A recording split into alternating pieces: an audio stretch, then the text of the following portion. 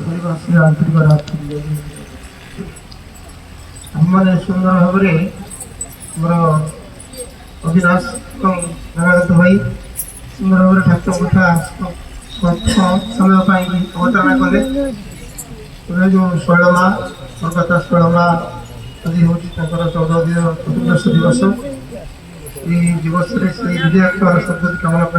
प्रार्थना अच्छी सत्संग उपस्थित समस्त भक्तवृंद सर्वविध कल्याण मोर मन में प्राय 25 वर्ष पर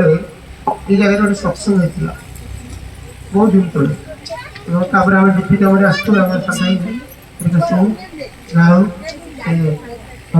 मध्यम जो सत्संग पूजना केन्द्र रही से मध्यम आम एठार पाखापाखि जो गुरु सुस्थ थे भर अनेक बर्तमान इष्टमूर्ति जड़ित अच्छा परिप्रेक्षी आज सत्संग निवेदन हो सत्संग समय सहित आमर दा पर्चना करम गहन भल आवश्यक यथा ज्ञानीमणि आमर निरंजन जनादार खाई सप्तृत सुंदर मो विशेष किसी कल नहीं कारण सत्संग समय सहित गोटे कथा जे मनीष जीवन उद्देश्य कौन मनीष आसी कौन जड़े कवि कहते जीवन उद्देश्य हे सदगुरु के पावा से तरे धरावक्षे पुनः आशा देवा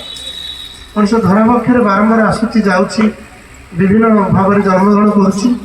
तार उद्देश्य एकमात्र हूँ इष्ट को आराधना इष्ट को प्राप्त होगा एवं सी आमको आसी तोड़ी पाख से निजे तरफ धरा देते आम कभी धरने प्रयास करें सी आसती आम को नहीं जावाई कि आम गति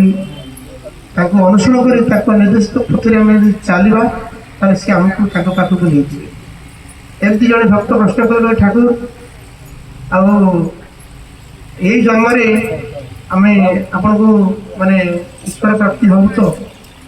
आपण पाक जापर तो ठाकुर कहले मुझे नवापाई के आसी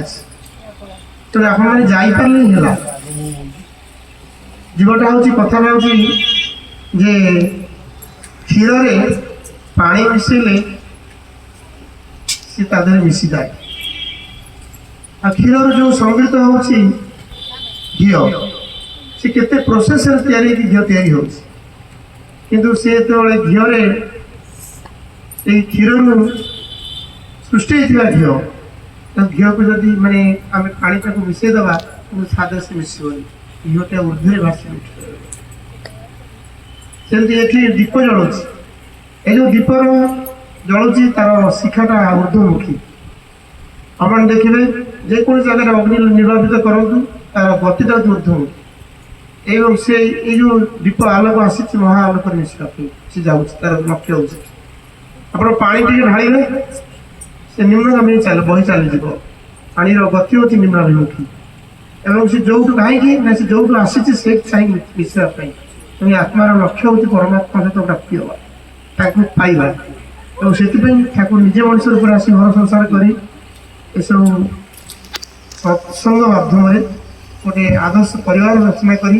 सुंदर भाव में गठन कर एकमात्र उद्देश्य हूँ मनुष्य जीवन में सुख शांति किभली आनंद पाइब तो जहाँ आज सत्संग से विधिआत्मार पद्धति कामना प्रार्थना करने सहित आपने सत्संग उपस्थित समस्त